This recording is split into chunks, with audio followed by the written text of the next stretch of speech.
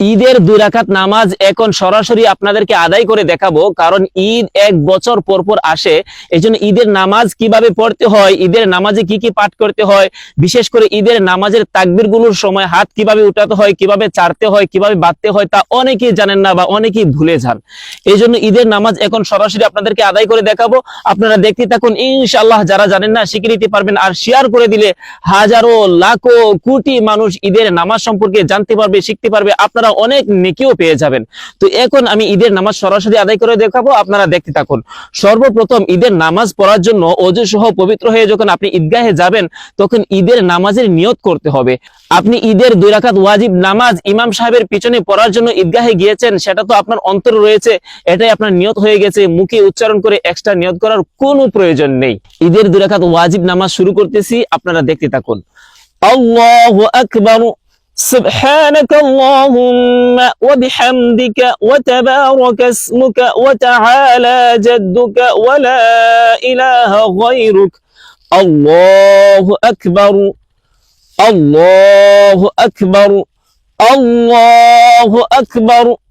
أعوذ بالله من الشيطان الرجيم. بسم الله الرحمن الرحيم. الحمد لله رب العالمين الرحمن الرحيم مالك يوم الدين. إياك نعبد وإياك نستعين. اهدنا الصراط المستقيم صراط الذين أنعمت عليهم غير المغضوب عليهم ولا الضالين. آمين. بسم الله الرحمن الرحيم. ألم تر كيف فعل ربك بأصحاب الفيل.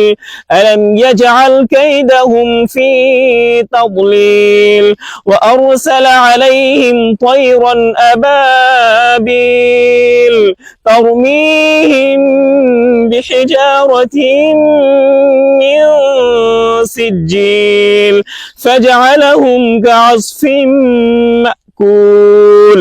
الله أكبر. سبحان ربي العظيم سبحان ربي العظيم سبحان ربي العظيم. سمع الله لمن حمده ربنا لك الحمد حمدا كثيرا طيبا مباركا فيه. الله أكبر. سبحان ربي الأعلى سبحان ربي الأعلى سبحان ربي الأعلى. الله أكبر. اللهم اغفر لي وارحمني واهدني وعافني وارزقني. الله أكبر. سبحان ربي الأعلى سبحان ربي الأعلى سبحان ربي الأعلى. الله أكبر. بسم الله الرحمن الرحيم. الحمد لله رب العالمين الرحمن الرحيم مالك يوم الدين. إياك نعبد وإياك نستعين. اهدنا الصراط المستقيم صراط الذين أنعمت عليهم غير المغضوب عليهم ولا الضالين. آمين. بسم الله الرحمن الرحيم. لإيلاف قريش إيلافهم رحلة الشتاء والصيف فليعبدوا رب هذا البيت الذي أطعمهم من جوع وآمنهم من خوف. الله أكبر الله أكبر الله أكبر الله أكبر. سبحان ربي العظيم سبحان ربي العظيم سبحان ربي العظيم. سمع الله لمن حمده ربنا لك الحمد حمدا كثيرا طيبا مباركا فيه. الله أكبر. سبحان ربي الأعلى سبحان ربي الأعلى سبحان ربي الأعلى. الله أكبر. اللهم اغفر لي وارحمني واهدني وعافني وارزقني. الله أكبر.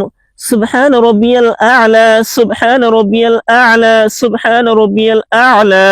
الله أكبر. التحيات لله والصلوات والطيبات. السلام عليك أيها النبي ورحمة الله وبركاته. السلام علينا وعلى عباد الله الصالحين. أشهد أن لا إله إلا الله وأشهد أن محمدا عبده ورسوله. اللهم صل على محمد وعلى آل محمد كما صليت على إبراهيم وعلى آل إبراهيم إنك حميد مجيد.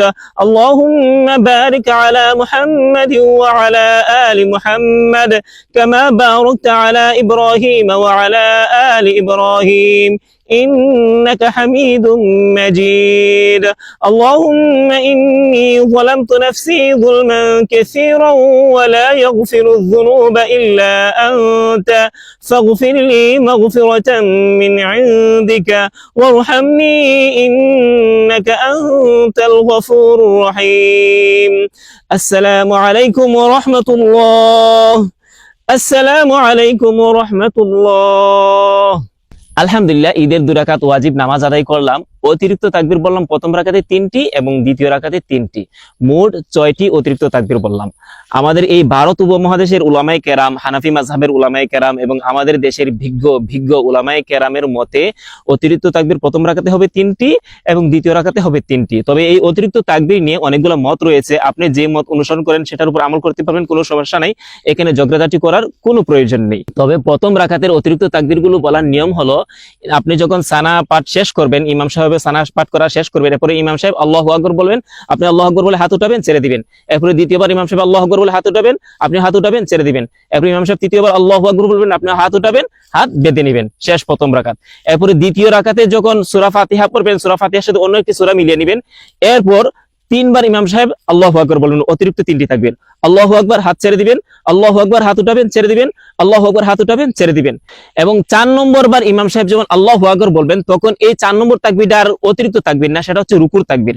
আল্লাহু আকবার বলে রুকুতে চলে যাবেন, ওই 4 নম্বর তাকবীরের সামনে আপনি হাত উঠাবেন না। আশা করি বুঝতে পেরেছেন। এবার শেয়ার করে দিলে ইনশাআল্লাহ হাজারো লাখো কোটি মানুষের উপকারে আসবে।